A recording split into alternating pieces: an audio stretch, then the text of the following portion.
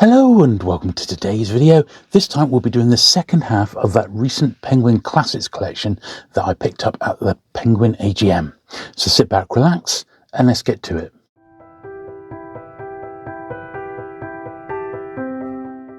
Okay then, so been looking forward to doing this. It's a good week.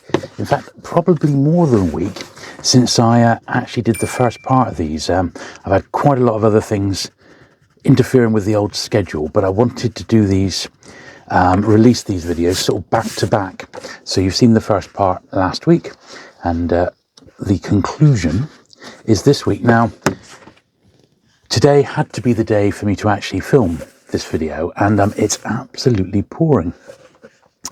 It's eased off a little bit, but it has been really, really heavy rain. So you may, in the background, there we are, pick up a little bit of rain. There we are, it's quite heavy now. That there is from book dealer Brian Kesterton, and he had a very, very untidy hand, shall we say, you know. But it's instantly recognisable. But he was a lovely man, and certainly I used to really love our chats. But the plan is, I've got 4 more stacks to get through. The plan is to go through the 4 stacks, and then at the end I'm going to put the books into numerical order, and then I'll be able to see, because I combined what I already had in the way of classics with this collection, because they'd never really been cleaned. I want to pick out the best copies, and the doubles I'm going to pop into my spares box. So that's the plan anyway. So I will have some up for grabs. This one looks like it's had, oh, it's actually just a bit foxed. I thought that was like a little bit of tape. Still might be, in all honesty. I just noticed right in the bottom there, it's got a little BX or BC or something like that. So I'm going to try and get that out. But it's not every day you get to do, it's going to be quite stubborn. It's not every day you get to do so many classics, and I really, really have been enjoying going through these. Yeah, I reckon that had some sort of cover around it which has come off. Is that in pencil or is that in pen? Yeah, that's in very light pen. So that's about as good as, I mean, on the outside it's absolutely fine. So we'll leave that one as is. Fall of the Roman Republic, 6 lives.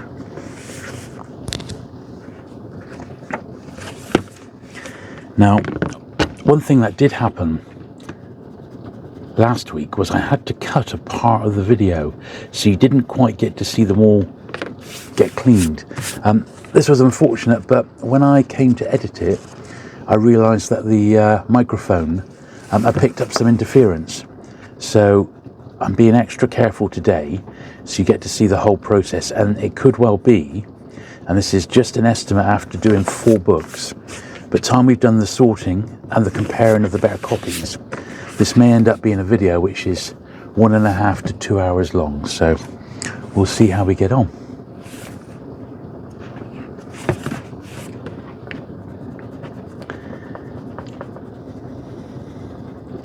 So as you know, with that big collection, I've been filming all the different parts of the process, and I've got cleaning videos right through into next year, because I've literally recorded all the books that I've cleaned up, but I've still got about 700 or 800 still to do, but I'll get around to those in the fullness of time. I have ordered some more comic boxes because the stuff that's now being cleaned, unfortunately, I don't have shelf space for. I just don't. So it's having to be cleaned, compared. That's absolutely mint. Cleaned, compared, and then boxed up, sadly, once I've catalogued it, until such time as I've got the shelf space to be able to put these out. But that's okay. So my main series, I've only got the first 1,500 on the shelf. After that, they are boxed up. I haven't got any other Penguin series boxed up, because I don't want too many boxed up. But I have started to box up a few other series which I've recently covered sort of in depth on the channel, like my Star Trek books, for example. So they're all boxed up. That alone took 8 boxes, if you can believe it, for my entire Star Trek collection. But I know exactly what I've got. I've pretty much got everything that I was looking for on Star Trek, so I can sort of ease off. I'm not looking for anything in particular. Just a couple of bits and pieces, nothing special. But at the same time, it means they don't really need to be on the shelf unless I was looking to read one, and I'm not at the moment, so they might as well be boxed up and give me a bit more breathing room, as it were. And that's really sort of what it's all about at the moment. It's having enough space to actually process the books that I've got and that I've been getting. Because I don't want to stop buying books simply because I haven't got room at the moment, because I know down the line I definitely will have room. And that's sort of my mentality, really. So it's only a temporary measure until such time as the dream library becomes a reality. This one's got a folded over page, or 3. But I was hopeful, I didn't want it to be misprinted, and it's not. So there we are, Don Quixote. Actually, I just noticed on that one, it could use a little bit of glue just in the top there. Now, I haven't obviously used the glue for a while, so let's give it a shake. There we are. What happens is with this glue, which I think is excellent, is that if you don't use it for a while, a bit of glue gets stuck in the spout. And I've had to use this sharp sort of skewering effect to go into the top to free up the spout, but it's done the trick. So there, it's just that little bit that was over there, and I'll leave the glue off now because we're bound to need it later on. Right, lipo and tofu. Tofu.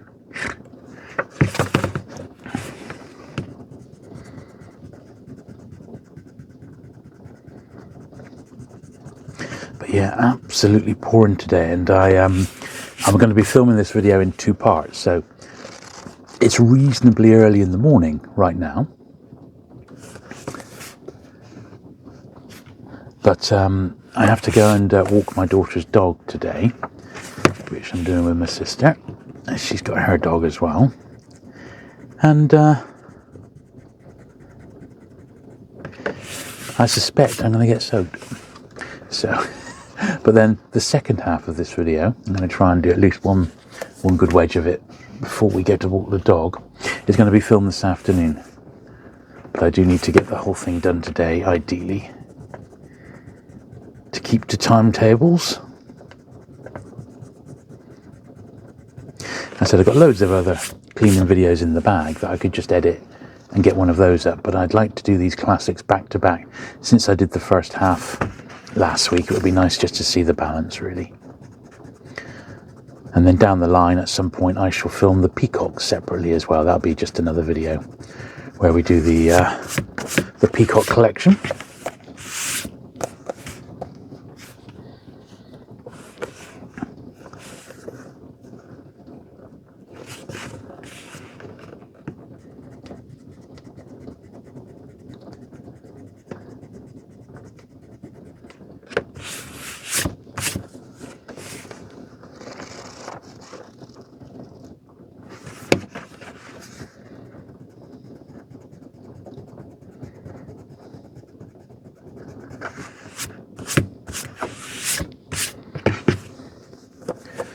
Okay, that's all right. This is a bit grubby, this one.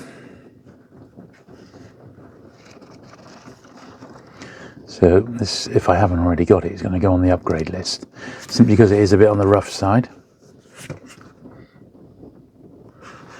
Now I've got my little flat-edge screwdriver here, my micro one. I'd like to get a slither of glue into that gap there.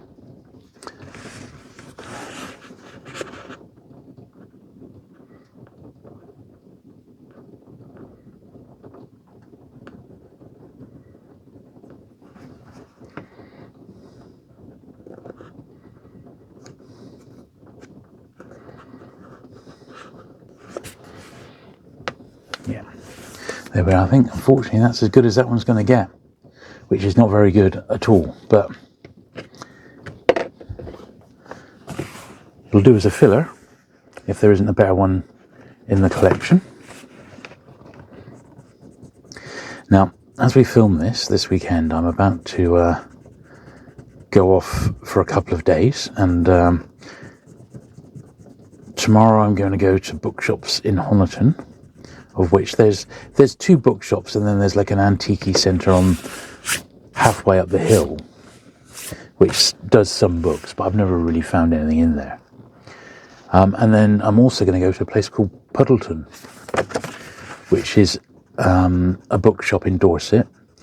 And I bought a book from the mail order, and it included their flyer.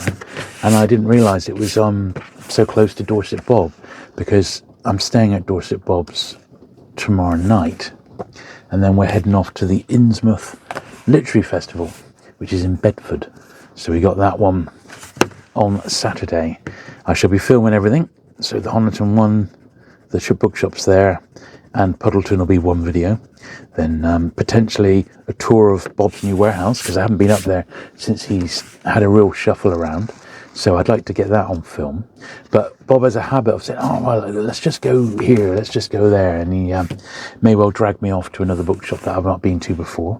Or maybe a little tour of ones that we have done, to take a second look, you know. We never can tell with Bob. But then early in Saturday morning, we've got to head off to the Literary Festival, which is sort of horror-based. And it's just something that I've not done before, and I think it might be quite interesting to do. So that is going to be on Saturday, and look out for videos of all of that over on the main channel.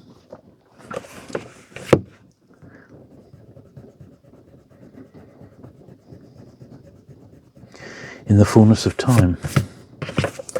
This is the one by Robert Graves, or translated by Robert Graves, that they thought was so good, Penguin decided to release a deluxe signed slipcase limited edition of it, of which I've got, but I haven't got it in a slipcase, sadly. But I've got the book itself. It is beautiful, and nice to have a signed Robert Graves book, since he was such a key author. This is another one which is a little bit below par compared to most that we've seen. It's a little bit brittle, which would suggest it's been stored at some point in a hot environment, or placed in the sun or something like that, you know. And to be honest, if it was in the sun, the red of the cover would have gone a lot lighter than it has.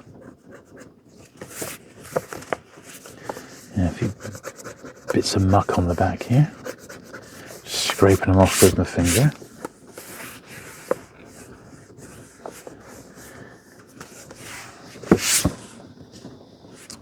The Divine Comedy. What's that? In pencil on the front? Yeah, it was. Through the 5 shillings.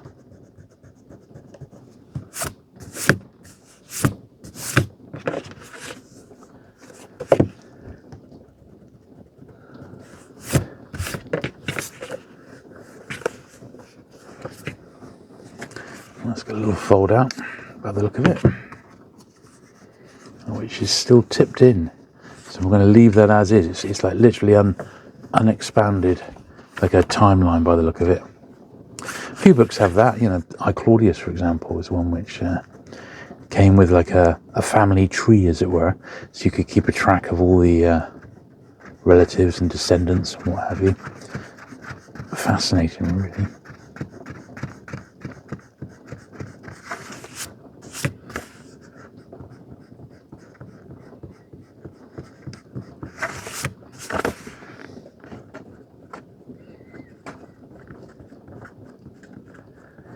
Yes, so far the rain is relentless.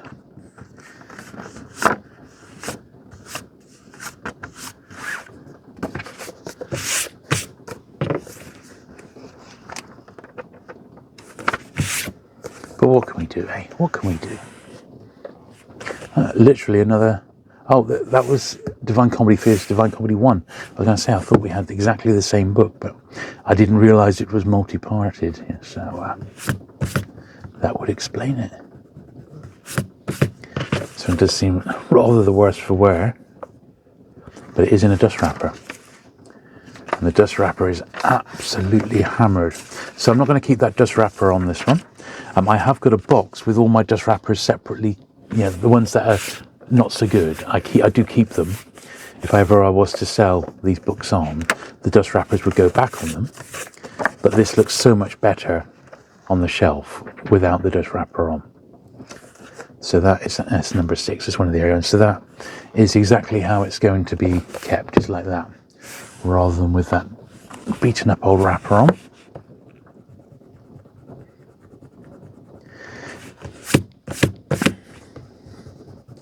Now I've got the 4 piles that I did last week to one side, as you can see in the picture now, and they've all been cleaned and ready. They literally just need to be put into numerical order, and then the same as these when they've been done, and then we'll be able to go through and compare the copies that are duplicated to pick the best ones, basically. And that's how they're going to stay. So I'm actually going to do that. I was going to do that inside, but I'm now going to do that here in the studio. And the reason for that is because I haven't got any fresh, brand new comic boxes at the moment to move these into the house. And because it's so pouring with rain, I'm not going to carry armfuls of books down. I'm going to wait until the new comic boxes turn up, and they're on order, so they'll just be a few days, and then I'll be able to move them into proper storage then, for the time being. But I will still be able to do get the best copies, and importantly, I'll be able to put the ones that are spare, and there's only going to be about 20 or so, I'll be able to put them into my swaps box, because I am planning, with the spare stock that I've got now, the spare books that I've got, I shall be doing a long-awaited sales video, and I've not done one of them in absolutely ages. So that is coming up very soon. I do always release those sales videos to my Patreon and channel members first, as like a little thank you for supporting the channel. So if you're interested in that, you can become a channel member or support me on Patreon for as little as £1 a month, and that really does help. And you also get access to those sorts of videos along with other key videos early, usually a week or so early. So just letting you know.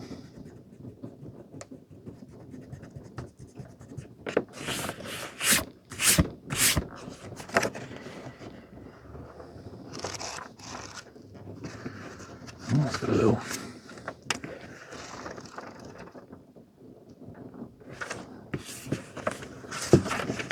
something being used as a bookmark there.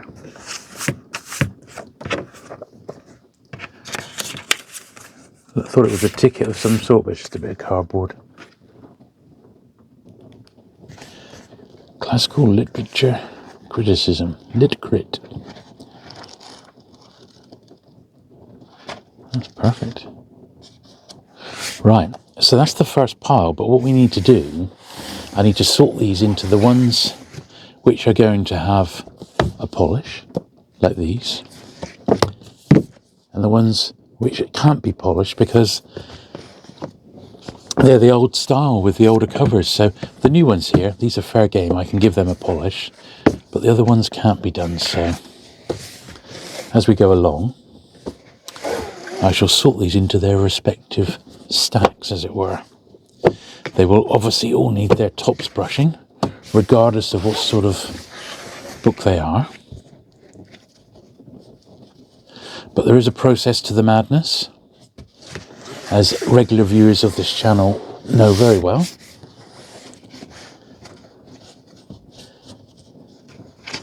And yeah, on the whole, these do look very, very nice, I have to say. You know, condition-wise.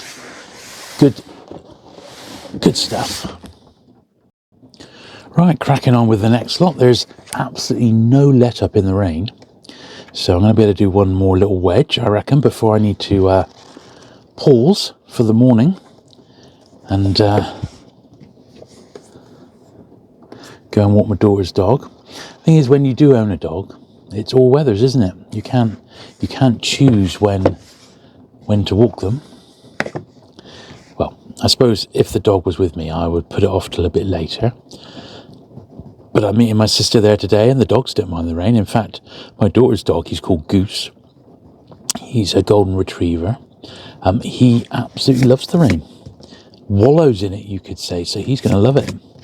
It's just going to be poor me that's going to get a bit on the wet side. But you know,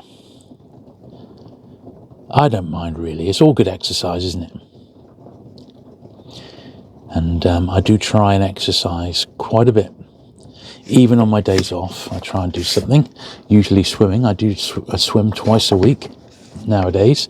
I've actually been doing that, if you can believe it, for a year now, where I've started going swimming. And when I'm at work, I do go out walking on my breaks, so I can get about 4,000 or 5,000 steps in during the day, which isn't bad for a job where you're predominantly sat down. So look at that, it's just coming away. I'm going to put some glue in there. So I try my best, but the older you get, I think the harder it is to sort of look after your body. You really need to bear it in mind. Your body doesn't get away with stuff that it used to.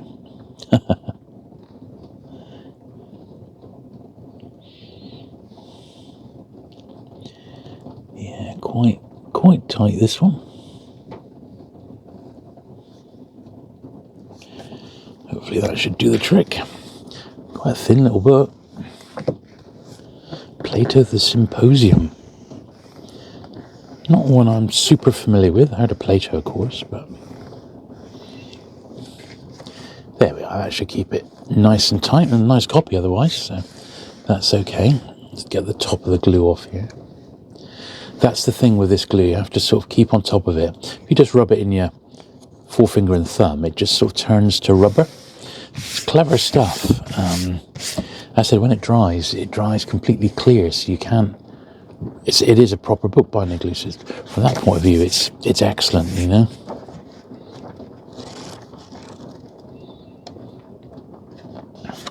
Another one that's absolute beauty. That Poems of the Late Taiang. Okay.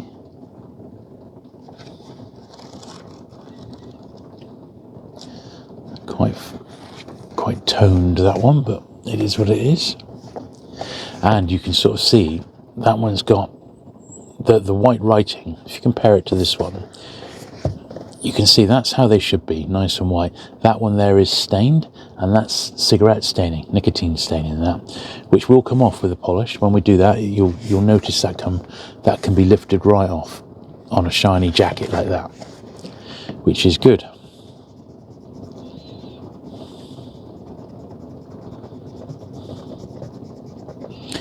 So yeah, I hope you don't find the rain too distracting. It may have eased off by this afternoon, but I find a bit of gentle rain doesn't hurt, helps the land, doesn't it? As long as it's not too much rain, so we get floods. But we do need rain. One of my favourites, the Three Musketeers. And in fact, hopefully there'll be a double of this one, because I'm going to keep this Penguin Classics edition out. Although I have to say, Count of Monte Cristo is actually more of a favourite than the Three Musketeers, you know. But yeah, so just coming away here.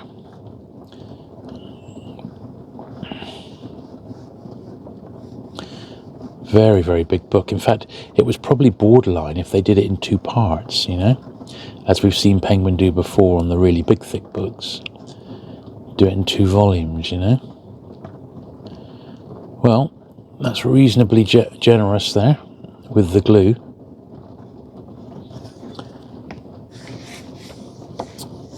But yeah, I think Count of Monte Cristo is my favourite, and I'm sure it must have come out as a Penguin Classic, I guess, at some point. So that would be my preferred one over Three Musketeers. Oh, this is great.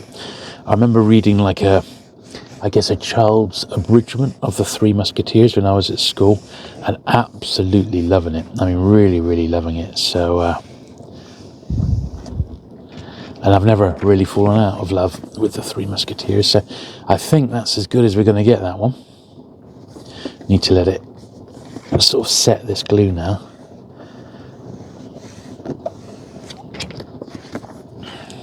There we are. I think we're in as tight as we're going to get it.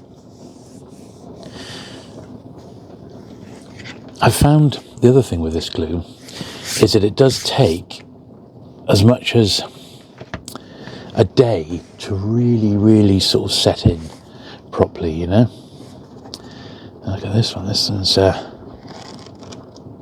was going to say, this is an absolute minters. Look, it's mint, and it's even got an ad for the Penguin bookcase, which I shall slide at. That was mint how it came. That would have been from the shop. And look, it's got the Penguin bookcase flyer, which I have got, and I've actually got the bookcase. I haven't got that one, the square, because that one is unbranded, you know. But that one, made by Beaver and Tapley, I've got, and I absolutely love it. So that will be kept separately. I should put that to one side, because that's a nice bit of ephemera, and I always like those little things like that. But that would have been issued inside that particular book. That's how minters it was, you know.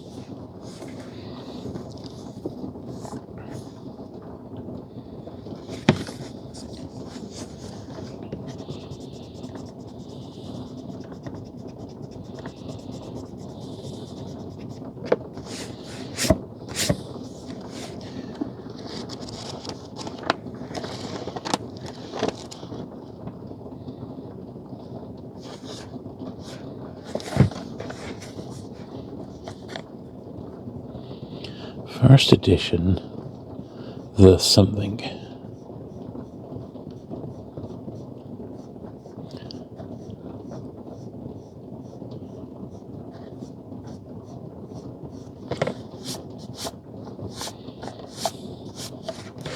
There we are.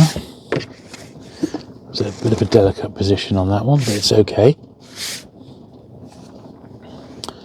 Faust, part 1. This is another one in a dust wrapper. Actually, quite a nice dust wrapper by the looks of it. Look at that. So that one can stay on, of course, because it's in pretty nice condition, that.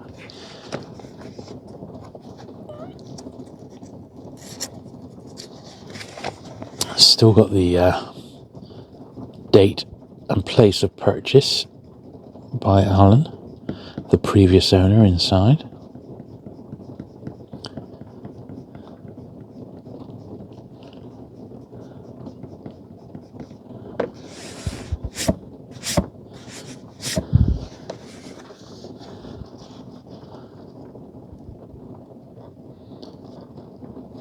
There we are, and a little 10p in the corner here. This one you can feel is produced under wartime standards. It's not particularly nice quality paper, which is what we love, isn't it? We love that. And another one of my favourites, Madame Bovary. This is a great one, really good. The Penguin edition of this is very nice. I tell you what, I have got a beautiful Penguin cloth-bound classic edition of this one as well, with a really nice sort of good introduction and stuff, with the covers designed by Carly Bickford Smith for Madame Bovary.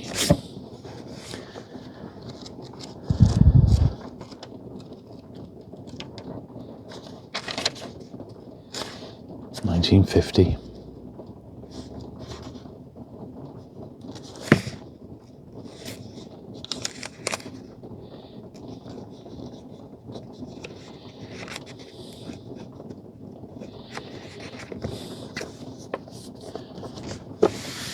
And time for just one more before I have to pause. Look at the size of this one. Orlando Furioso 1. Alright. Aristo. Wow. Huge book. Absolutely huge tome. Possibly the biggest Penguin classic that we've got in the collection is this one, maybe.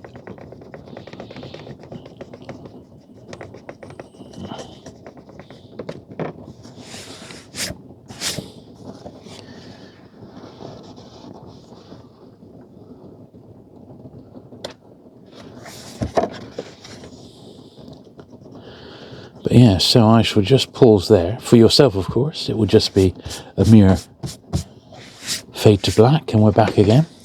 But yeah, I shall see you soon. Okay, so back from the dog walk, and when I get myself sorted, you can see a little bit of footage of Goose, who's the golden retriever, with my sister's Labrador, the black lab there, Bella. And thankfully, it stopped raining. So it's not torrential anymore. If anything, is it a bit too hot? This weather is absolutely bananas at the moment. We really are in a weird time. It's sort of end of summer into autumn, and very, very heavy rain with bouts of sunshine. So I don't know what's going on. But the main thing is it's not hammering down like it has been. So hopefully we'll be in for a bit of quiet now, without the background noise.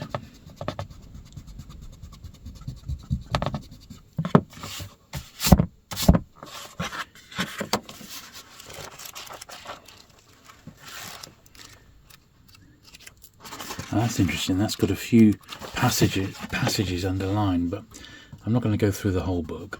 If I ever read this one day, I might be quite curious as to what they've underlined. So I'll leave that as is. Evidently fairly well read, that one.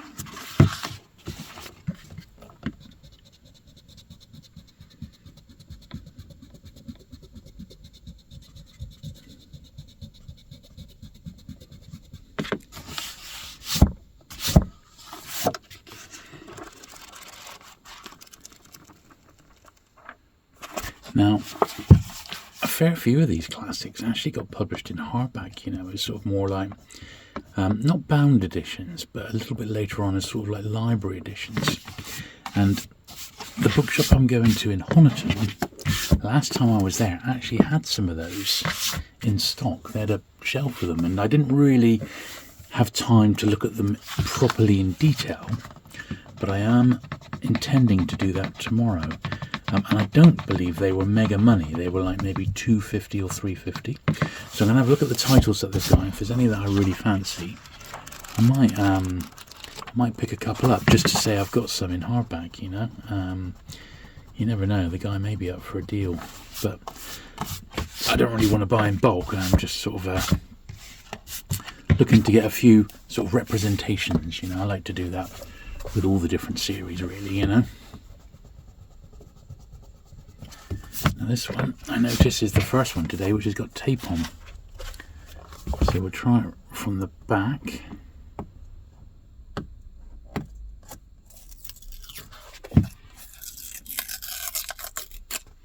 Yeah, that came off fairly cleanly.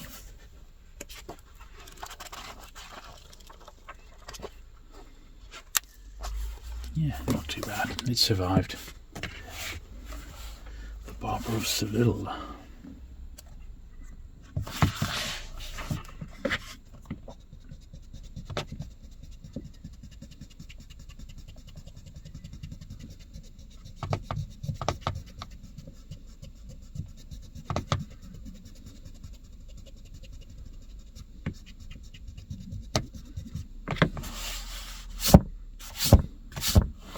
Yeah, you could say it's positively peaceful.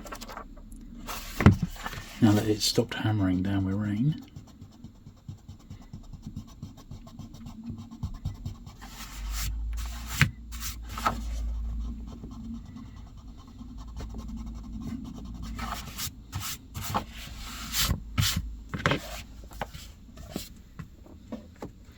These are the last few books from the second stack. This one's a bit worn, as you can see.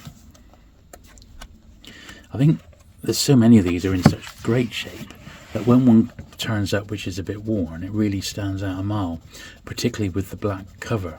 So I'll obviously keep a hold of it as a copy, but I'll probably end up popping it onto an upgrade list, because these classics are around and they often turn up on dealers' lists, and in a lot of time I don't think they really sell very well. So I think there's definitely an opportunity to fill some gaps in, you know, with nice copies. which is obviously what I like to do. I like to have them as good as possible.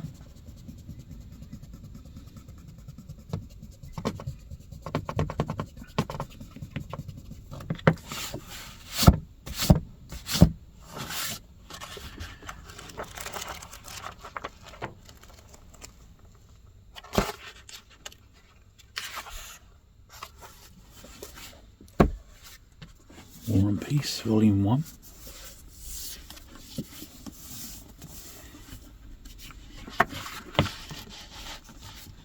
I recently got a little box set of War and Peace. It was the, I think it's the late 60s TV adaptation, which was quite a big deal at the time. I've never watched it. My mum remembers watching it. I'm pretty sure it was the late 1960s it went out. But I've got like the TV tie-in box set with the 2 volumes in. But that's in pretty nice condition, that one. Look at that, 2 vols, 125. Well, I hope the other volume's in equally as nice shape.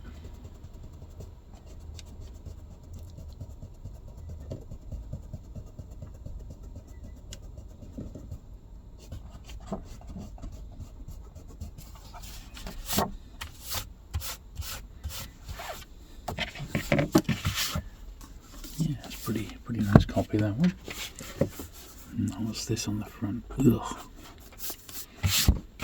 Something squidged into the top of it.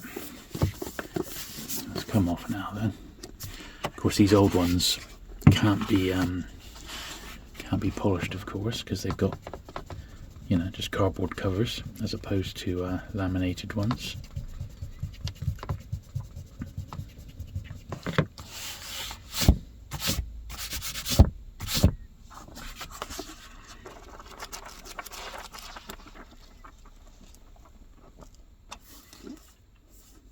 There we are. So that's the end of stack number 2, and I'll just slide these into their respective piles for if they need polishing or none. And we'll start on pile number 3 here of 4.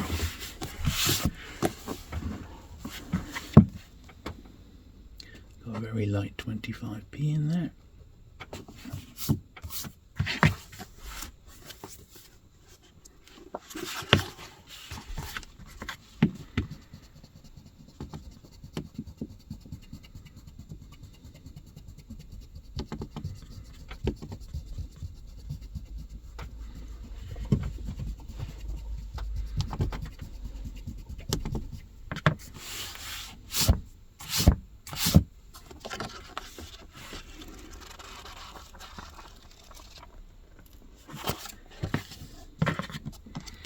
In that most awkward of spots on the inside front cover. Don't like that much. Apart from that, it's a beautiful copy. Beowulf, look at that. Another absolute classic.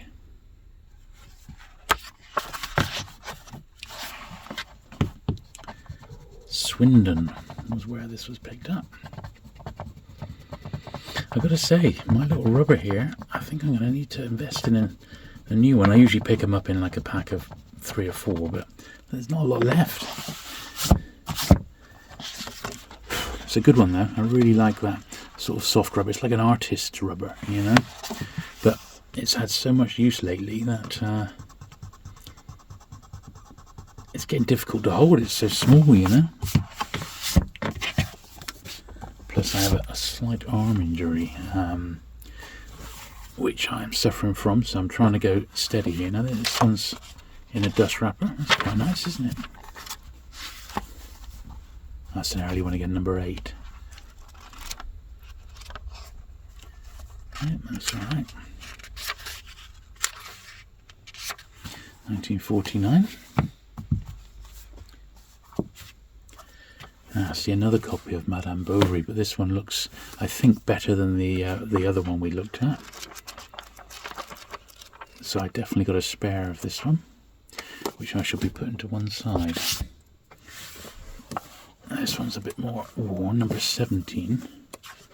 Old Goriot. Nothing to do on that either.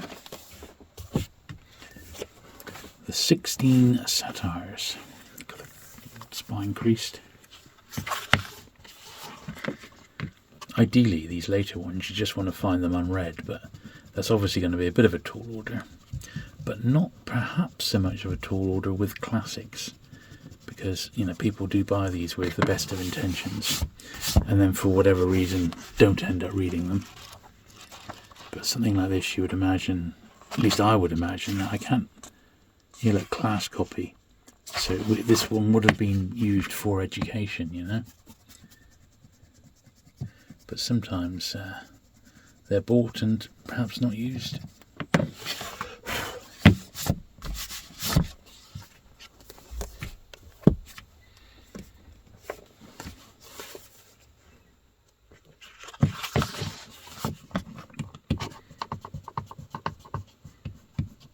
And this one's already got a bit of a creased corner, so I'm rubbing this with a little bit of care.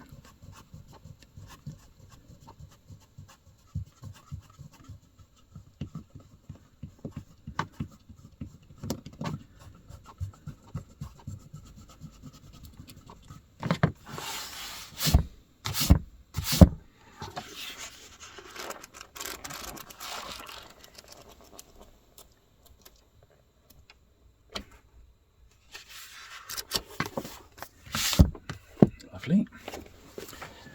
The letters of the younger Pliny.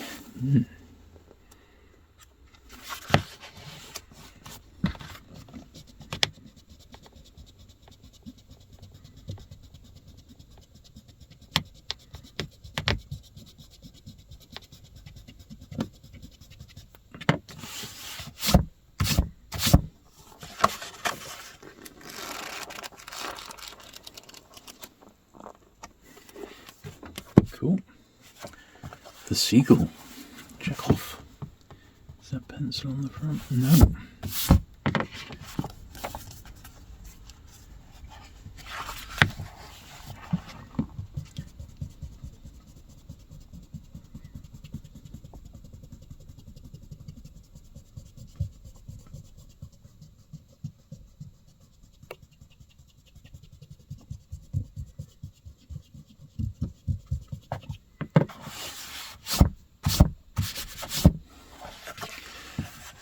You may be interested to know that with all the wet weather, I haven't seen much sight or sound of the bees lately. I found a few more dead ones outside the studio here on the floor, which I think is normal. You know, you're going to have some which are just going to die. But I will, since it's not raining, I will go out and investigate. But I just have a suspicion that they sort of moved into that bush far too late in the year for them to have any sort of chance of survival, really. But they did exactly the same last year, so, I mean, what do I know? I don't want to hurt them or anything, but the bush does need a little bit of a cutting back, ideally before winter. But I have sort of done all around the edges of the studio here, which was desperate. Because there was surrounding sort of bushes and ivy and stuff that was starting to creep in onto the sides of the studio, so I've cut it all back, brushed it down, so it's not the studio itself, the actual outside building is not going to get too damaged or anything like that. That's a particularly minter, now this one, that's a very nice copy of this.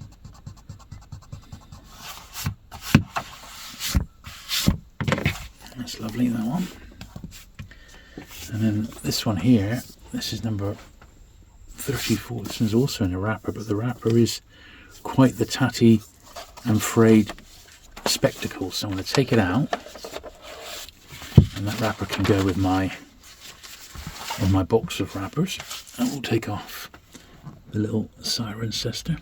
Yes, I've got a whole, it's like a shoebox in effect, and it's got wrappers that are laid out lengthways, so they're not folded at all. And it's quite handy to keep them that way. But you can see there's so much missing from this one that wrapping it around the book actually ends up looking worse than it would if it was just like plain like that. So the wrapper really done a nice job. It's protected it. So that's going to look far better. It's a huge book.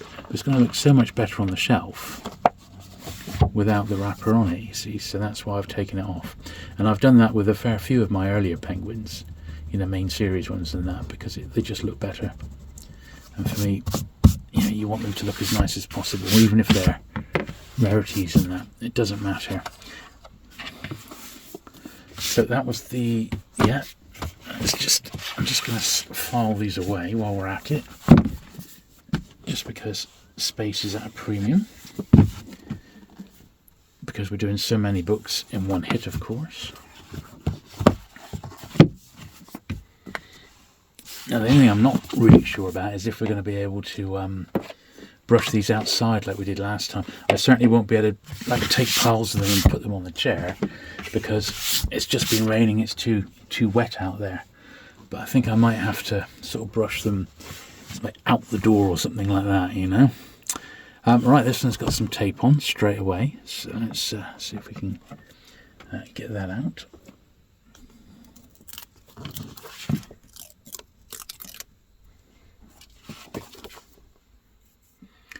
Yeah, bit of a beaten up old copy of this one, water stains or coffee stains. So not exactly in the greatest of shape.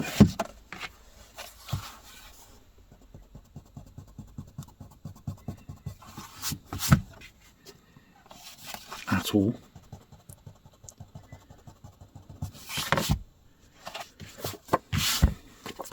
But it'd be better than not having a copy, so keep that. Plato, The Last Days of Socrates.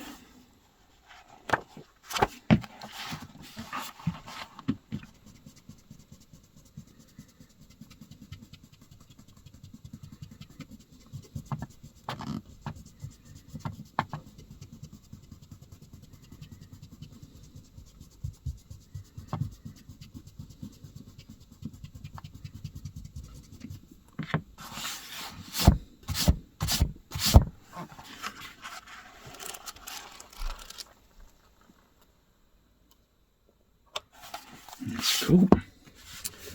Confessions, this one looks quite nice condition.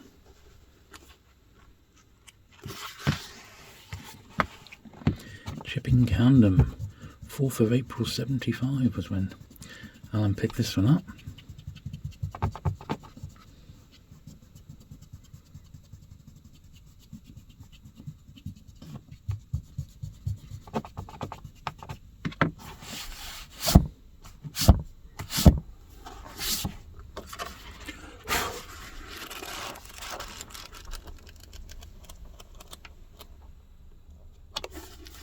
Lovely.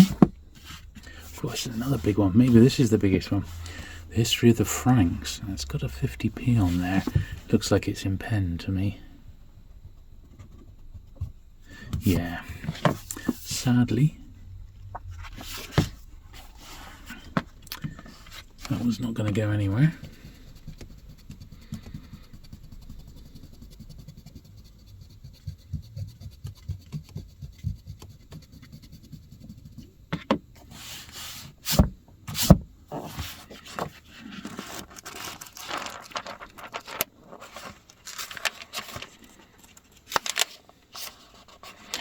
'74, it's a later ISBN one. Bit past my usual sort of period, but I'll probably end up keeping these old ISBN ones, although I won't be actively trying to track them down. I like just the original sort of numbered ones up to about 1970. That's my general cut-off point with vintage Penguin, generally speaking.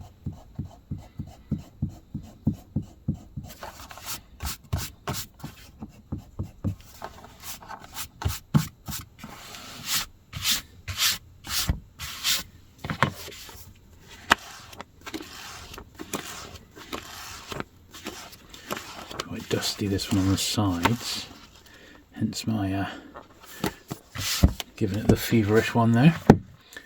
1 and 6.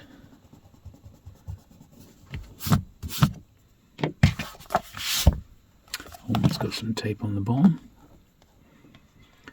So far we've been pretty lucky with the tape. It's just sort of come off because it's that old yellowed tape that's been on for the best part of 50 years now.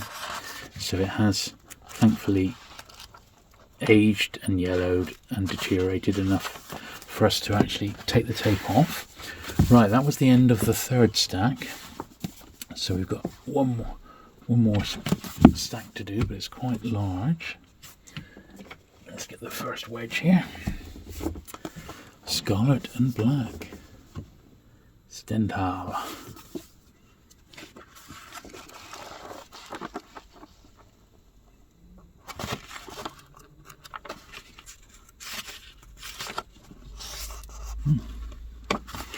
Yes, I don't think I've ever seen that one before. Copy of the Quran.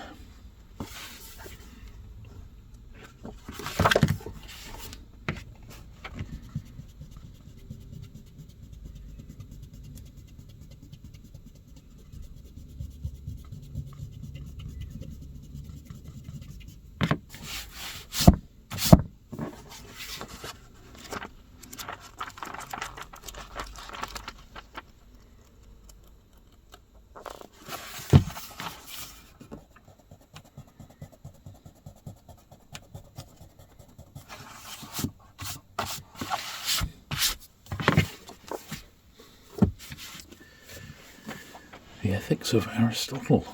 Okay.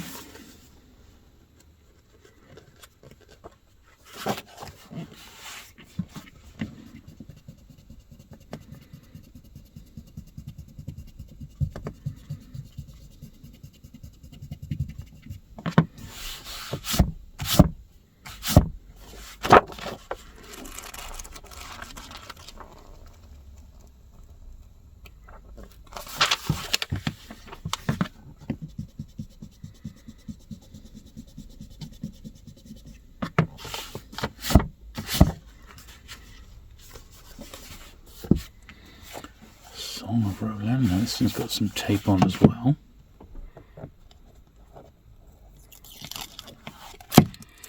And did you spot who the translator was? Look, Dorothy L. Sayers, no less.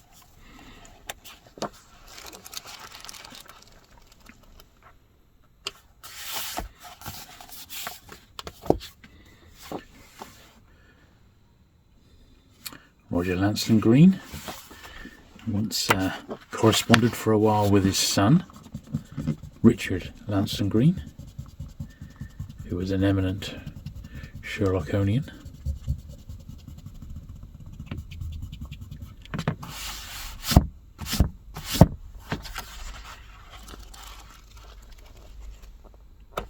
Obviously more famous for doing all those great puffins.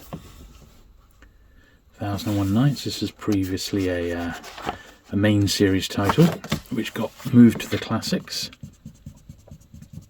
quite rightly.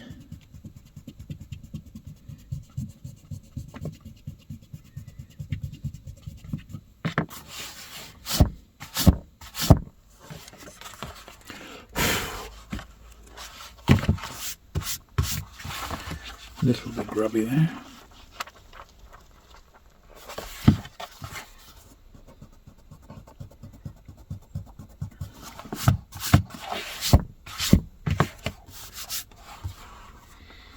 See, it's come away a little bit, but not really enough to warrant re-gluing it back, in my opinion.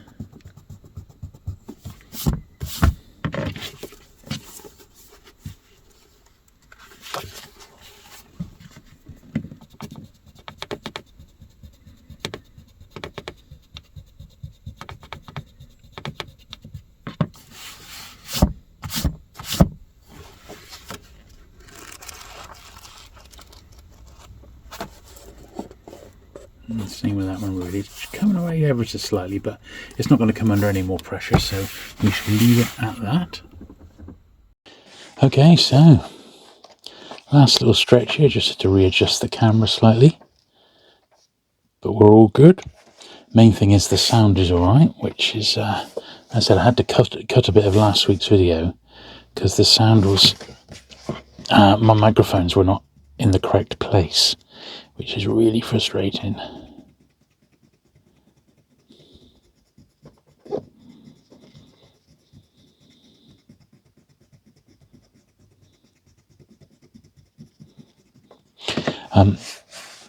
As I film this, last week's video hasn't actually gone public yet, but I did include a bit where I went outside, as you remember, and I gave the books the brush off, and one of my supporters, Mark, hello Mark, if you're watching this one, did suggest that he liked the outside bit, as did I in actual fact. And he said something to do in spring, summer, so I shall definitely do a bit more of that. Now that we've had the garden done as well, I think some outside filming would be really good. So, you know, on a really nice summer's day, we're going to get the odd car going by and, you know, things like that, and maybe a few voices in the background, but at the same time, you know, it might be quite an experience. So yeah, I think as soon as spring comes around, it's definitely too late in the year to do it now, but when spring comes around, that will most definitely be on the agenda to do a bit more outside, because the microphones that I use, the little sort of lapel mic, they've got one of those fuzzy things that goes on the end to stop it, so that you can do outside without the wind sort of taking over your voice. So it's really, and it works really well. So that's what we'll be doing, I think. That'll be a bit of fun to do.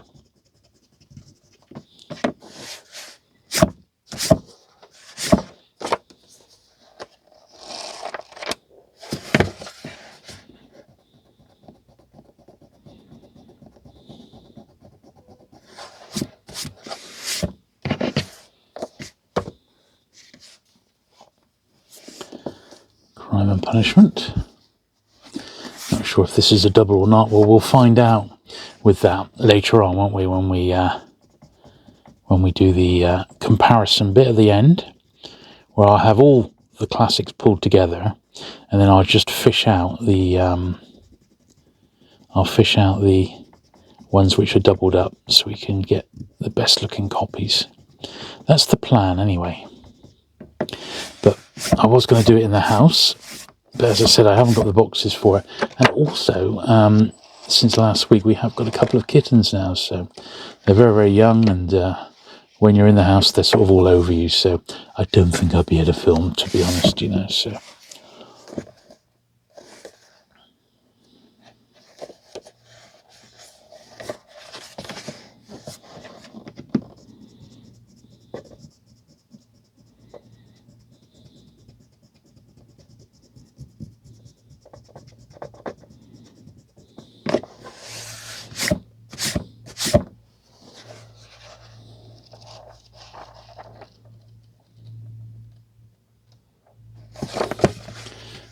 9p inside there. 9pence, governor.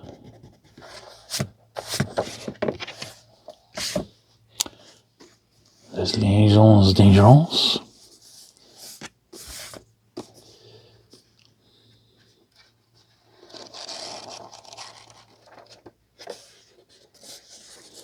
Yeah, that one's coming away a little bit too much.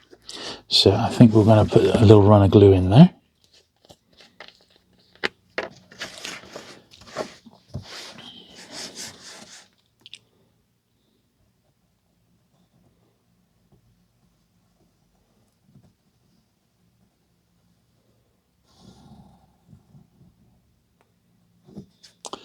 It's virtually the entire length of the spine there.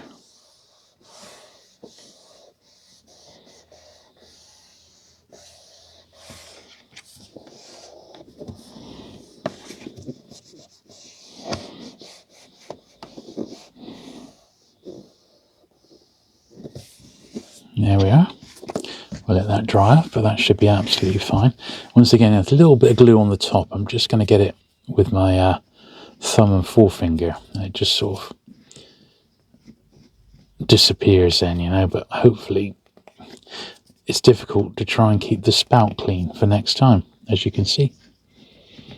But we are almost at the end of the books in the repair stage, so I'll leave that there for now, and if necessary, go back in a minute and clear the nozzle. Let's get these last ones done.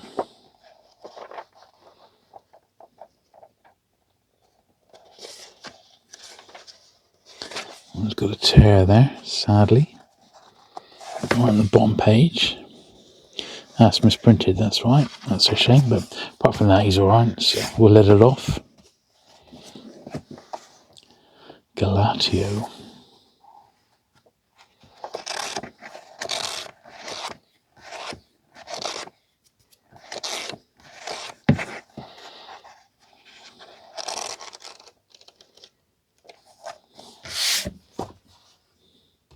Oh, I just spotted some very small bit of tape in the top there.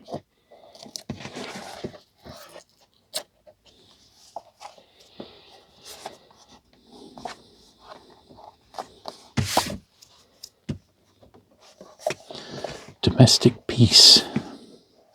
This one's got some tape as well, so we'll get rid of the tape first of all.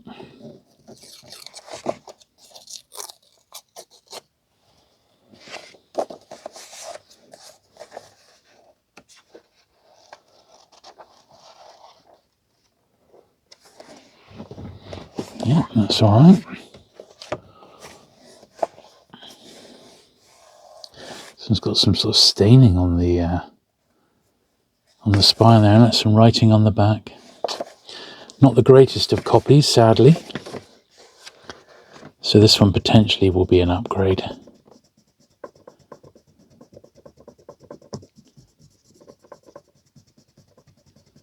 At some point in the future.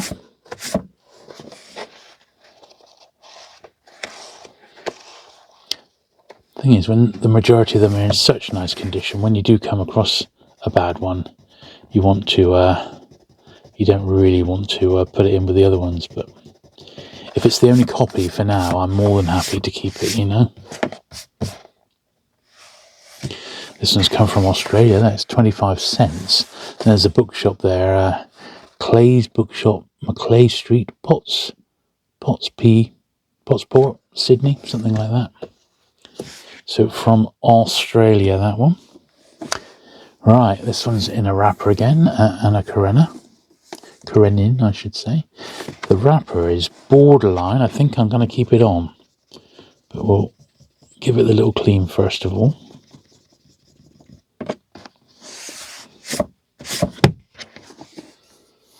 It's got that little piece out, but generally speaking, that's a pretty nice copy of that one.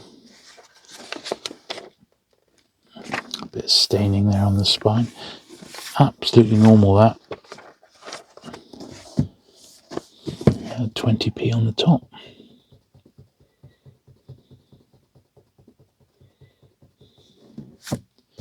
But yeah, I think in this particular case, it's going to be still nice and bright and white, so I'll keep the dust wrapper on that particular one. In fact, before that gets any higher, I'm just going to make a new stack, because we've just got a few more to do. Not many, but a few.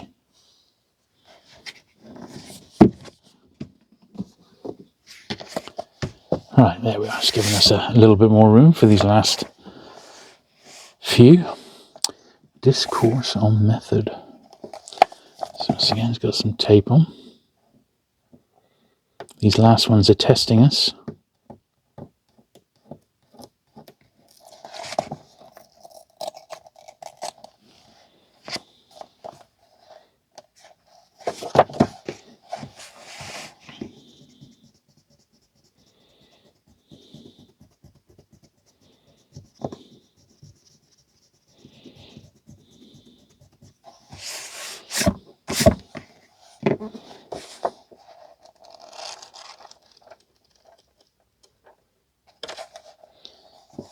That's all right.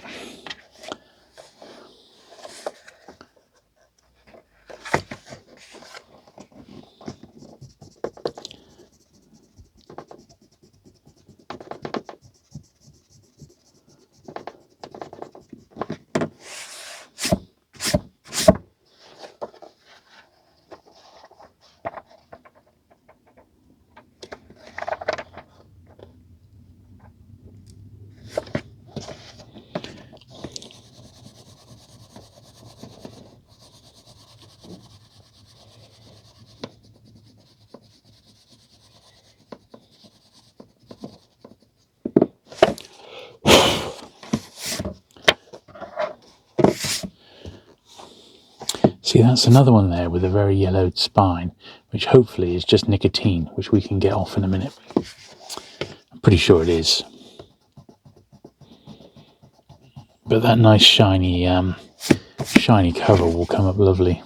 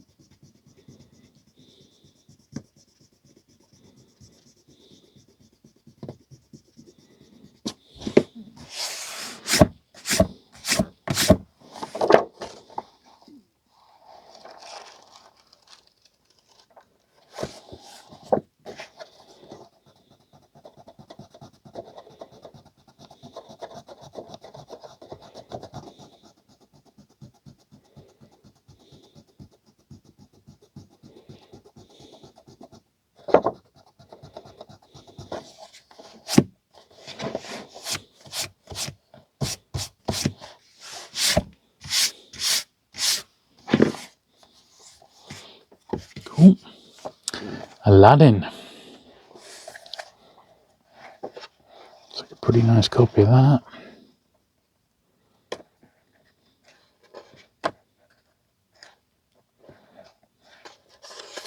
Yep, absolutely beautiful, that one. The Devils. Look at this dust wrapper here. It's torn in that. So I'm going to delicately take off this 15p or 18p. But yeah, this one's not going to stay in its wrapper. It's a bit too detracting. So let's take this off. First of all, get rid of that bit about where he bought it from.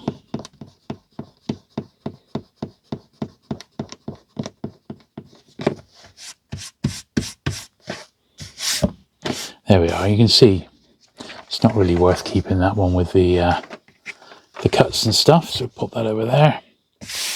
Right, looking at the book itself,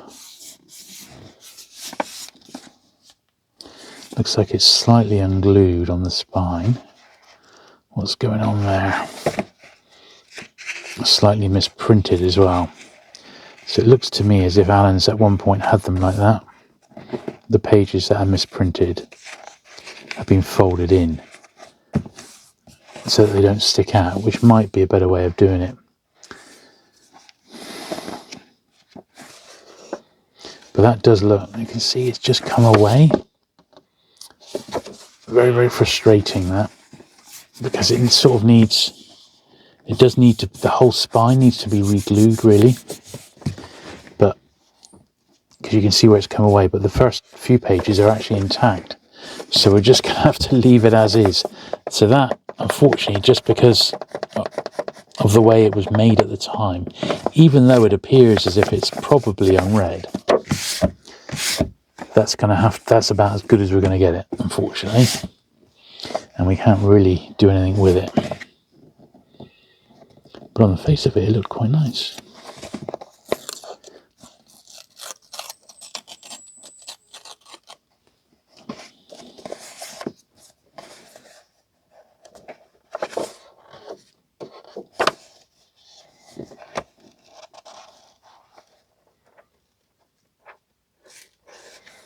Yeah, that's all right.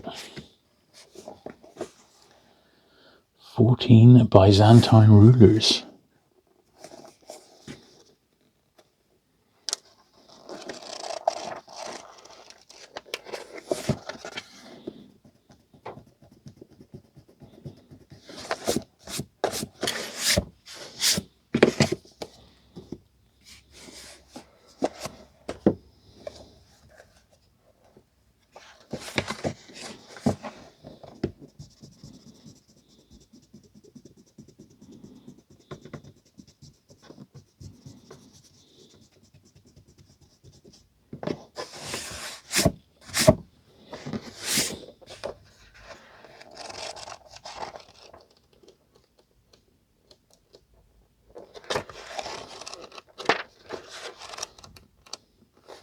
Bit of pen there. Shame. Otherwise, that was this is a very nice copy indeed of this one. The paper used is actually slightly better quality than normal. Have a look, it's really like white.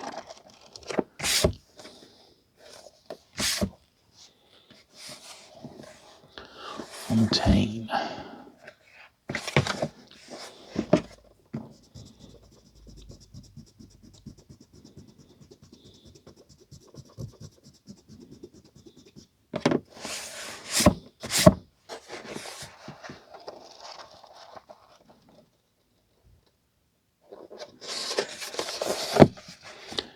£20p.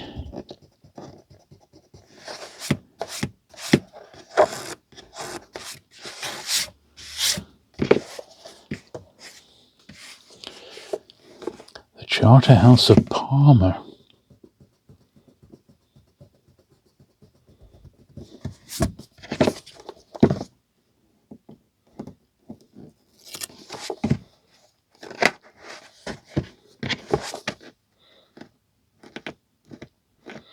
See, this bit of tape was put on in two parts. There we are.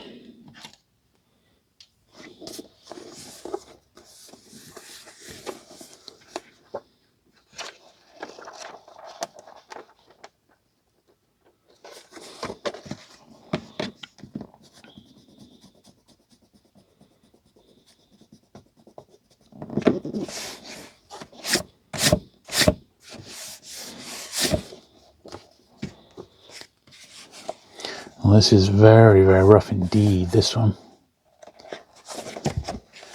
This is definitely on the upgrade list just because it's so worn.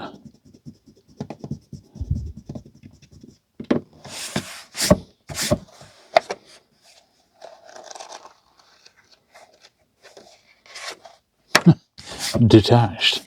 Cover detached.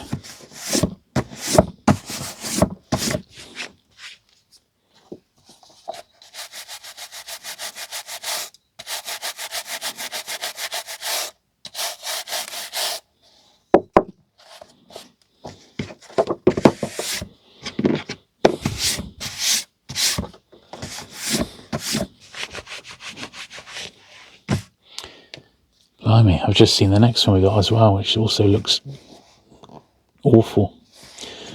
Don't tell me the glue has dried up. Come on. There we are, right.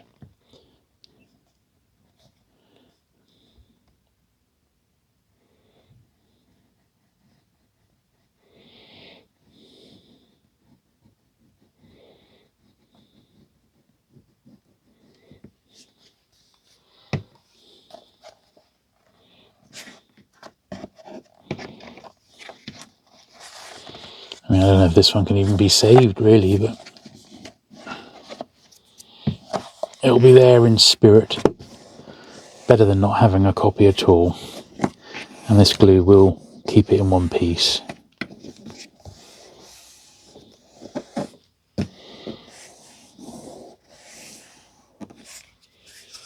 Obviously very, very rough indeed.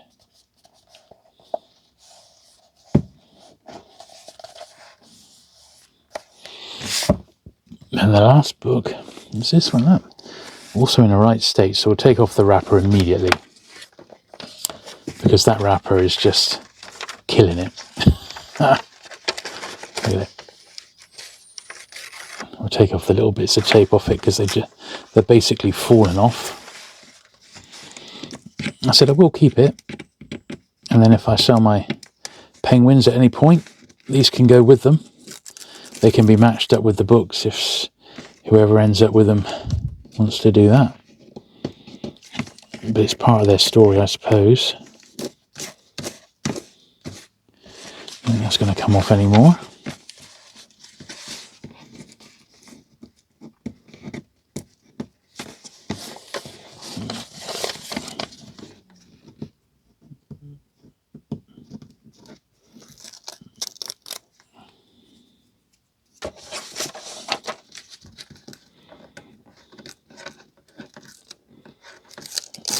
There we are. It's got one bit over here that's playing hard to get. There we are.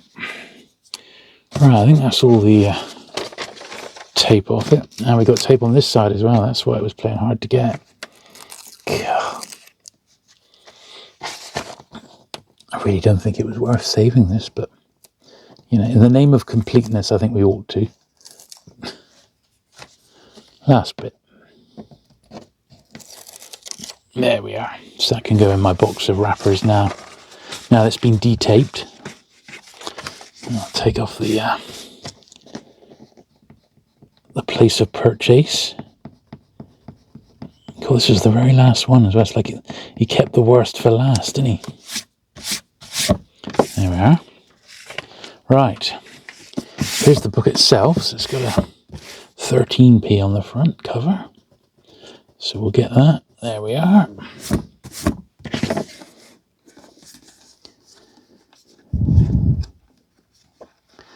Hopefully the rest of it's all right.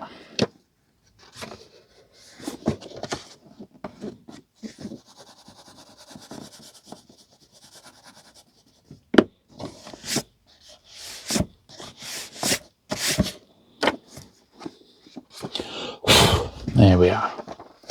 Right. That's all the books cleaned. Next stage is to do the brush. So unfortunately, because of the weather today, I'm having to do the brush inside. But if you remember last week, these books weren't actually that dusty. So I think we'll be able to get away with it. Now, I have unfortunately hurt my arm, as I said earlier. I think it was possibly lifting all the boxes during the Penguin show and the show at All You Need Is Books afterwards. So I sort of strained it a little bit. So I'm going to go carefully, but at the same time, you know, we haven't got that many books to brush, have we? So we should be all right. So we've got 2 stacks. This is the first stack of there we are, the Black Classics. That's the first stack done.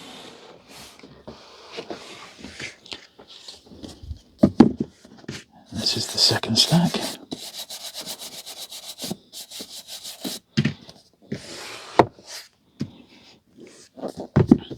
And I think the trick is not to try and grab too many in one handful. I mean, in some cases you are literally like wiping away spiders, cobwebs and things like that, you know, so.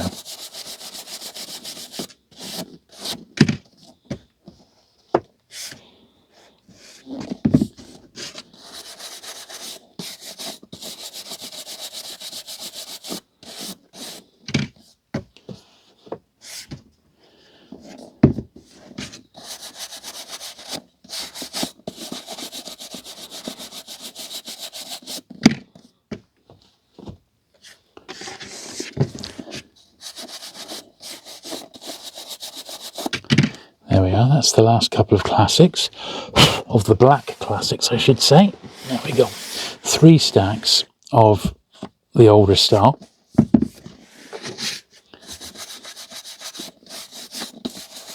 So theoretically these are the older books, so they should be dustier, but that's not always the case.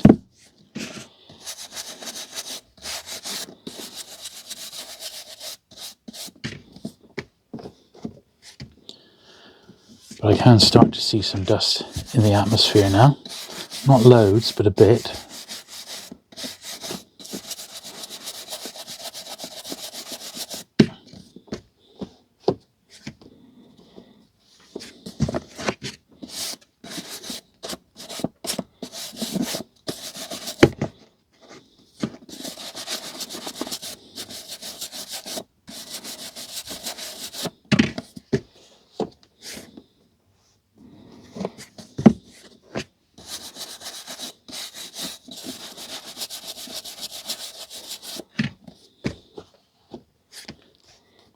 Yes, I've had far dirtier books through my hands, which have been much more dusty than these are today.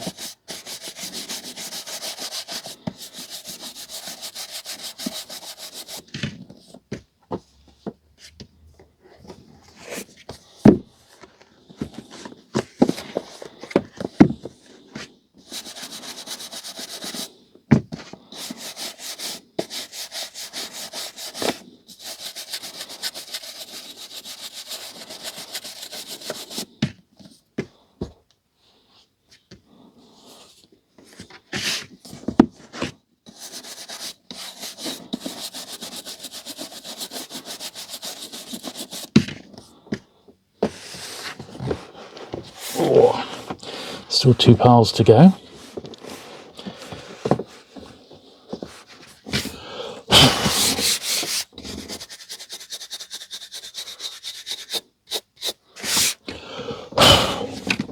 And of course we have to do some polishing this week because the newer books will require some polishing. But the good news is,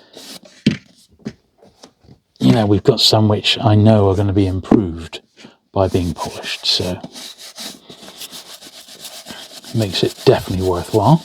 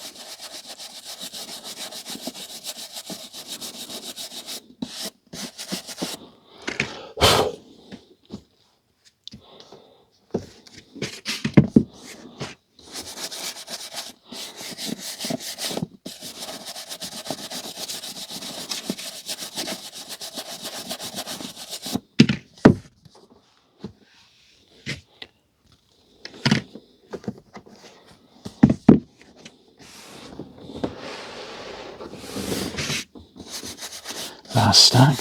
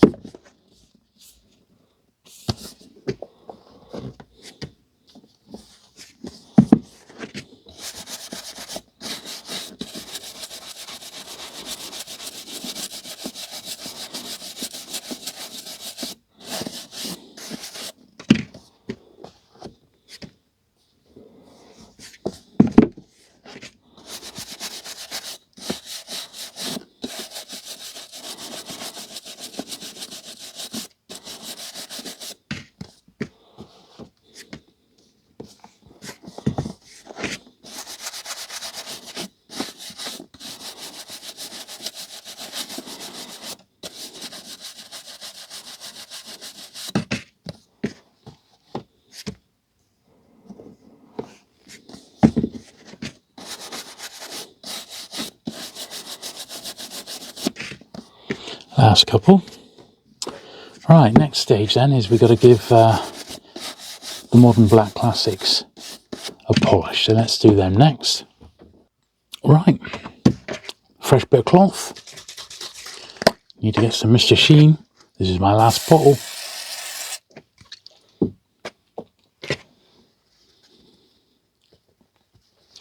Right, let's do the business and give these the polish. And when we come across one of the ones which I think I spotted was nicotined, as it were, I'll pay particular attention to it.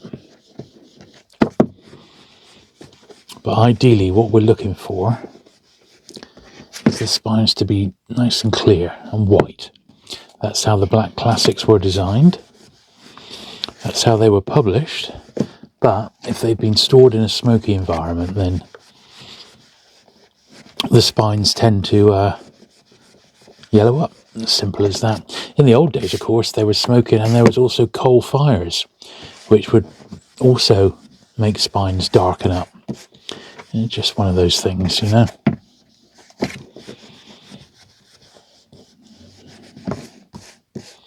But in a lot of cases, this little polish on these black ones just makes them look terrific. I mean, really, really nice. That's why it's got some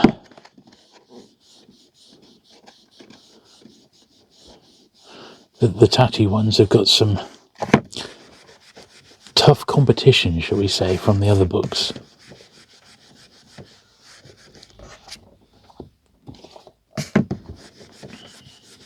But yeah, we'll get these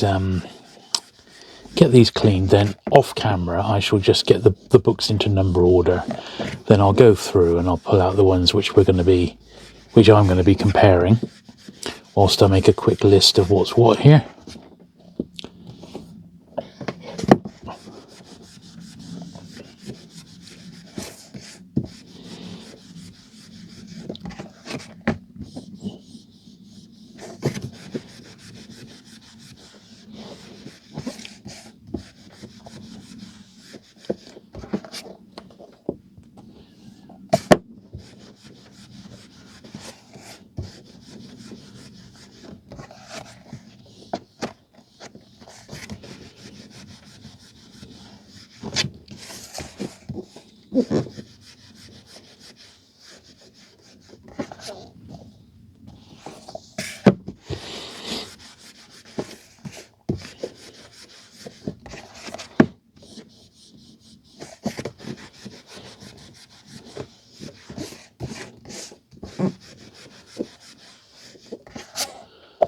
There we are. I managed to throw the Mr. Sheen around there. So I've edited that out slightly, so as not to kill your eardrums.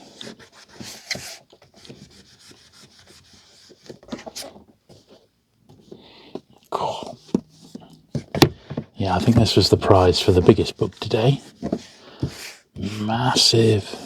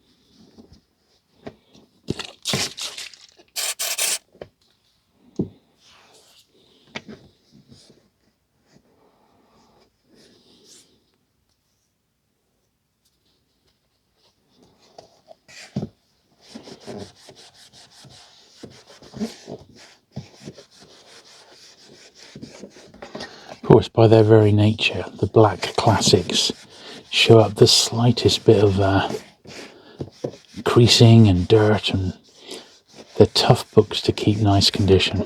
That's why I'm so pleased that the majority of these are in such great shape. I'm very, very lucky to get so many in one hit.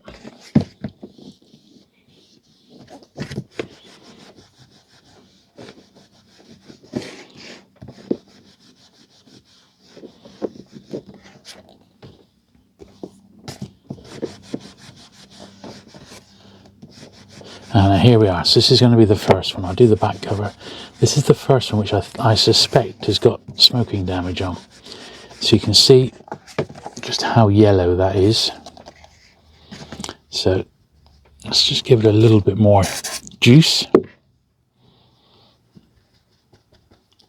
And by popping it directly on there, we'll see if we can lighten that yellow up.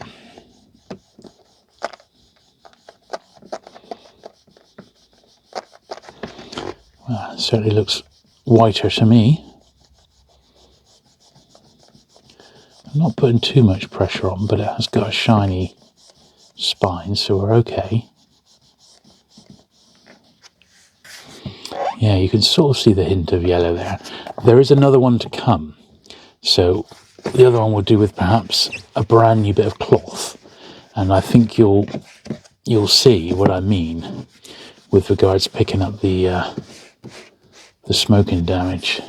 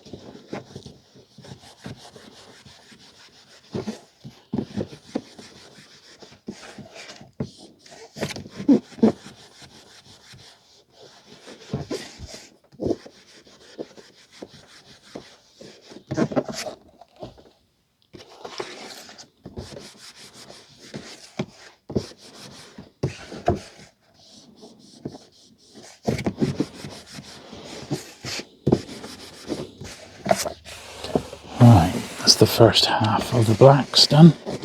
Black classics. Slide them back into there.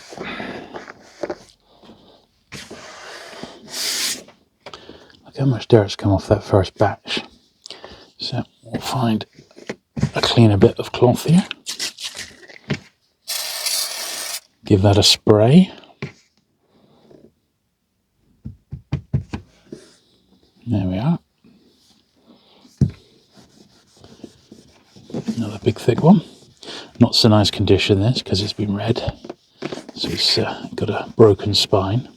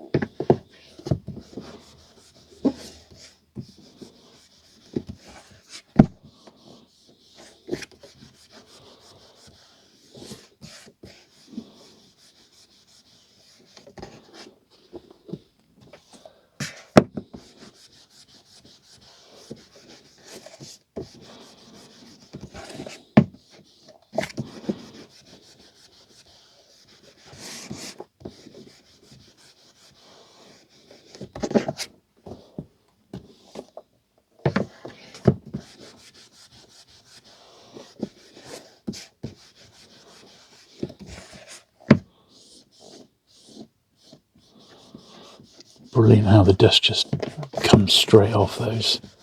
They're really, really fresh again. It's virtually brand new, that. Absolutely gorgeous.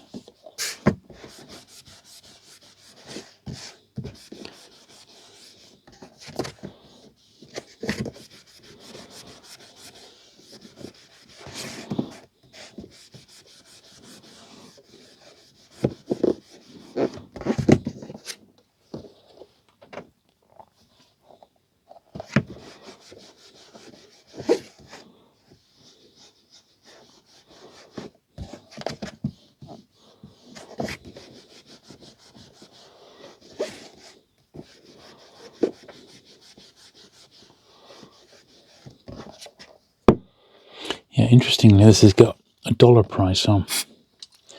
So whether this was for initially for the export market, I don't know. But it's had a sticker there which has been taken off. But it's left a slight residue.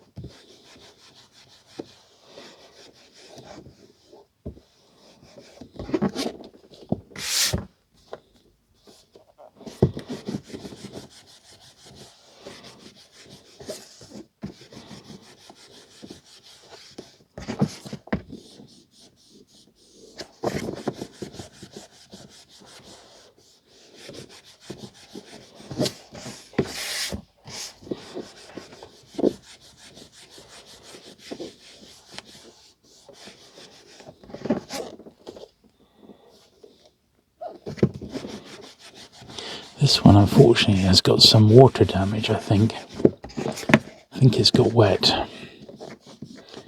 In fact, I'm pretty much convinced it's got damp. Rather than being like submerged or anything like that in water, I think it has got damp though somehow. Someone maybe read it in the bath.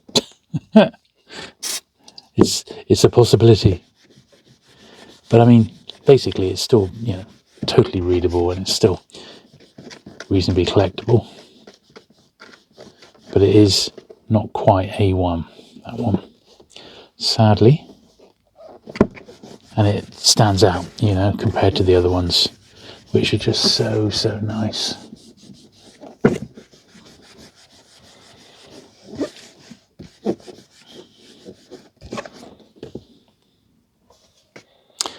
Right, this is another one of those smoky ones. So we'll see, because there was a couple, wasn't there? So this is the other one. So we'll see how we get on. We'll just clean the front and back first, which itself is actually quite stained. There we are. So if we get a clean bit of cloth, say this bit over here, which hasn't been touched, put some polish on, dab it in a little bit. Let's see if we can make this yellow spine white again, or whiter, we should say.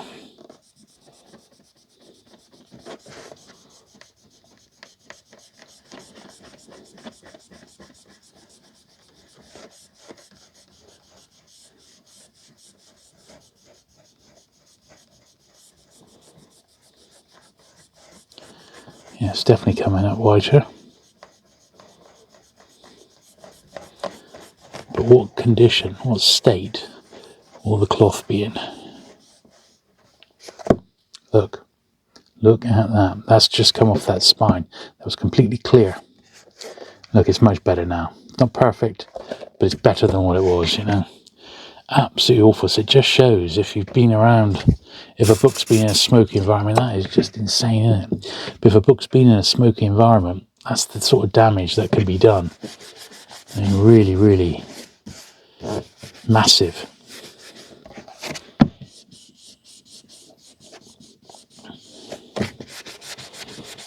But thankfully there was just 2 books like that today, probably come from the same place.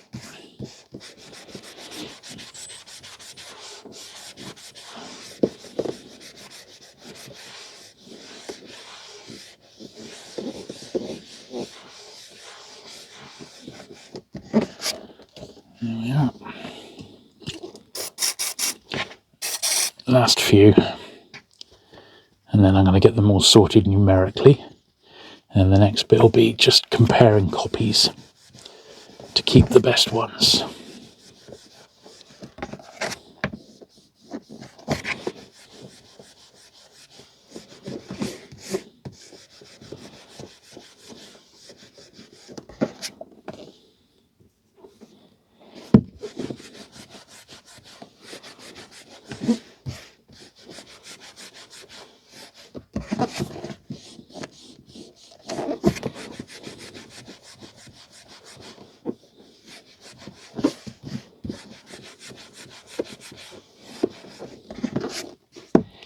There we are.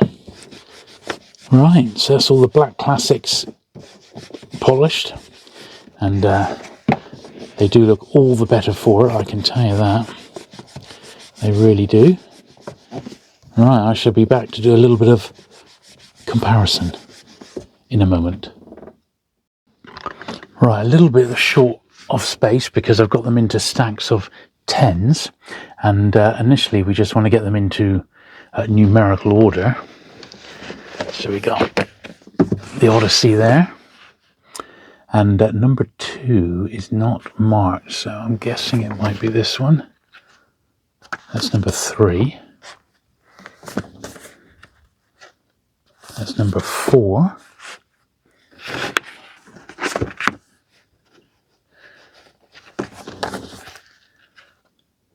Right, that's number 2. That's number 3. 4. So one of these is 5 and one of these is 6. So that's 5. I guess this must be number 6. Oh, that's number 7. Oh, there's number 6. Actually gets a spine number. That's number 7, number 8, number 9 and number 10. Right. So this is the first little batch. Now, that's a reissue of number 1, so I want to keep that. And there's 2 regular copies of number 1.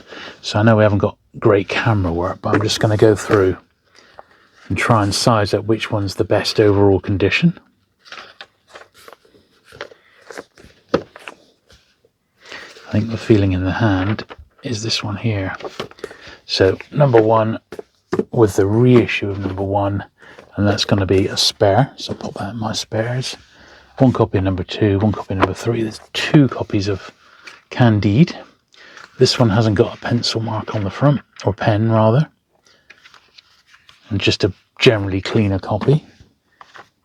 5, 6, 7, and then we've got 2 copies of number 8. One of them, this one here, seems to be head and shoulders above the other one. So that's going to be the process. I managed to miss out a little 10p in that one as well, so I'll grab that in a sec. But yeah, this one's got a wrapper. I think this one with the wrapper is the one to keep. And that one can be the spare. There we are. And then there's number 9 and number 10. So that is the first 10 classics done. Right. Move them over there, because this is the second batch. And what I think we'll do, so we've got a bit more room to play with, I'll pop them over there so we can see a little bit better of what we're actually playing with here. Right, and hopefully they're all numbered from now on. This is number 11.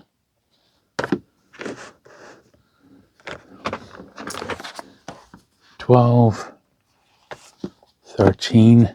Looks like we've got 2 copies of number 14. 2 of number 15. 16.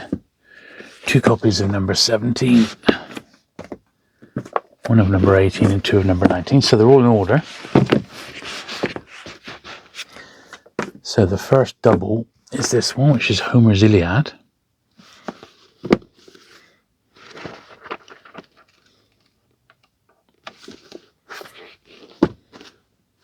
This one's got a slightly darker spine.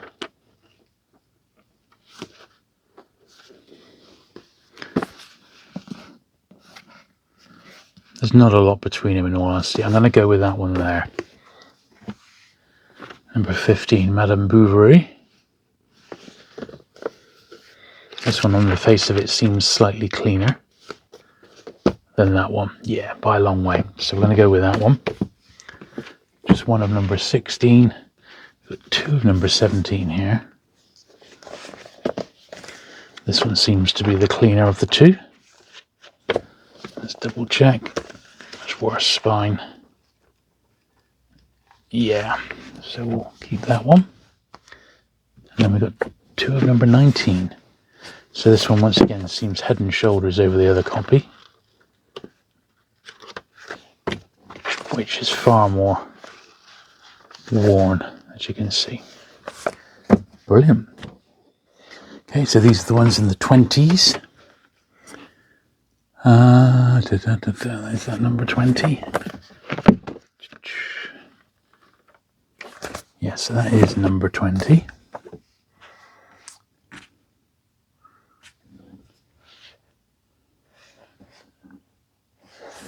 That's number 21. Just 1 copy of that one.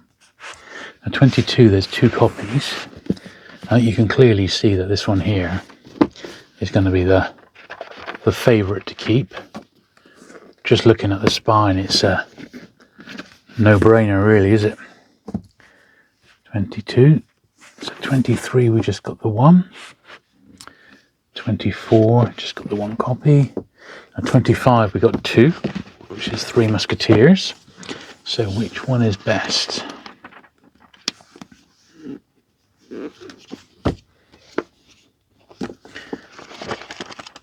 Yeah.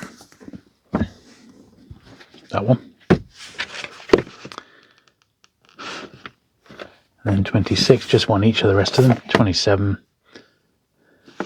28, and I assume that's 29. There we are. That's the 20s. Okay, 30.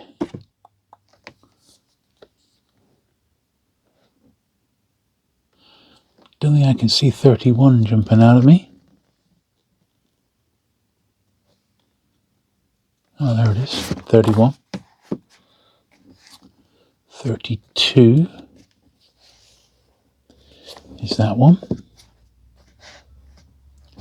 33. 34. 35, 36. 37, 38, 39. So no doubles there. So I think I shall only show these if there's doubles. Right, we've got 2 copies of number 43, Aesop's Fables.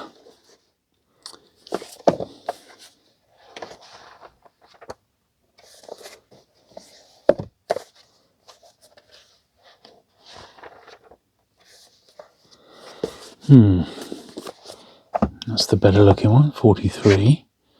Now 44, just the one copy.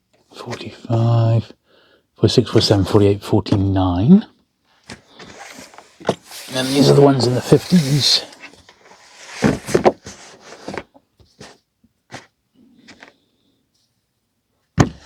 So number 50, 51, 52. Now we've got 2 copies of 53 here. Once again, it looks like really, really obvious that this is the better of the 2 copies compared to this one. So I can go in the swaps. That's 53, 54, and 55, 56, 57, 58. Now we've got 2 copies of 59. So this one's much, much cleaner. That one looks virtually new compared to that one with a little tear on the front as well. So that's the 50s done. Pull the 60s straight over.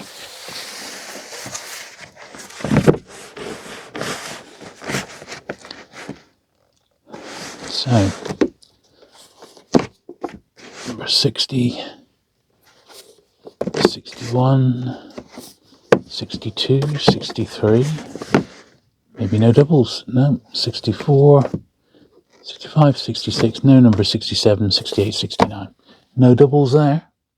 Not sure how many doubles we're going to have left now, but we'll go through them. 70, 71, 72, 73, 74. Now, there is 2 copies of 75. This one seems much better because it's not, that one there's all like foxed. So we'll put the foxed one over there. We'll keep that one. 76, 77, 78.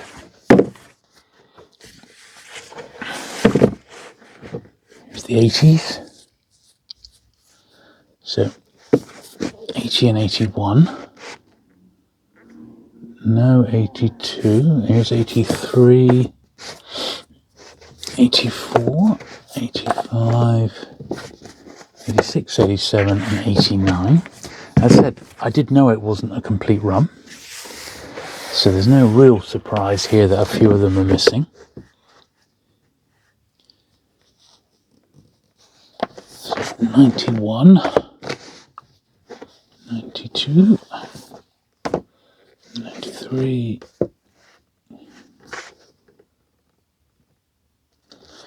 95, 97, 98. 2 copies of number 99.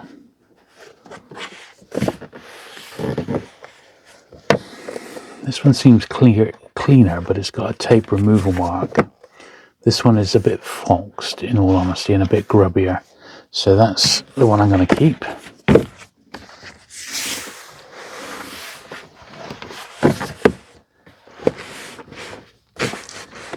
Right, number 100. 101. There's 2 copies of 101.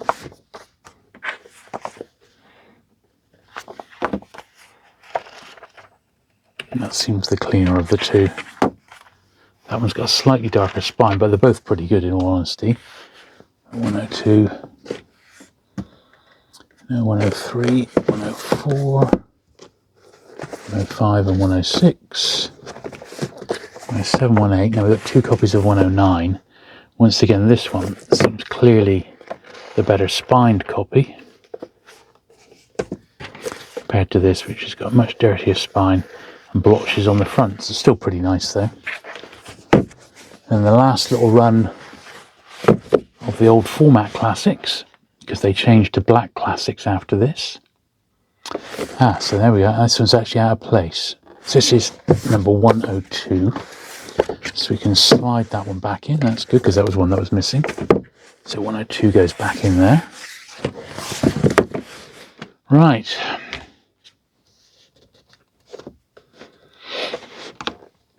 So 110. There's two copies of this one. Now this one on the face of it, it's got a name on the back. That one seems to have missed quality control there, the 10p. This one's a tighter copy, even though it's a slightly darker spine. So that's the one we'll keep, that's the one we'll reject. So 110, 111, no, 112, 14, 16, 17, 14, 15, 16, 17, and then 20 and 21. And after that, they become black classics, so we'll do them next. Right, so this is the little run of the black classics. Now, I don't think there's any obvious doubles here, but there might be. So I'm just putting them in order. So we've got 1, 2, 4, 1, 2, 2 rather, 1, 2, 4, 1, 2, 6, 1, 2, 7. I'm not expecting loads of doubles, but there may be the odd one. And I think I've got them in the right tens. 30, 1, 3, 2. Well, actually, here we are. Look, we actually do have a double. The Barber of Seville. Both pretty nice, to be honest, but that's got the whiter sort of appearance, so we'll keep that one. 1, 3, 4, 1, 6, 7, 1, 3, 9.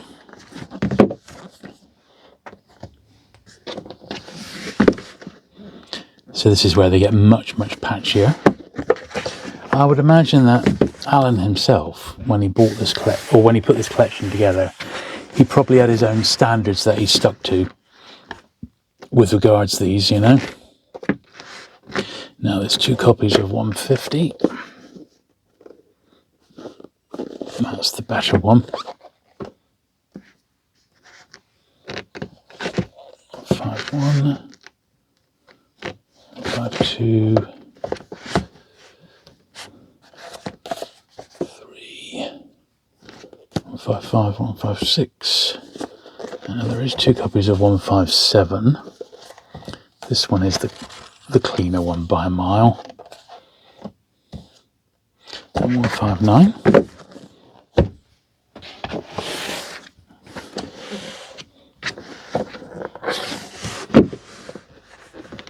So these are in the 160s. 60, 164, 165, 166, 167, 169. No doubles in there. The 170s.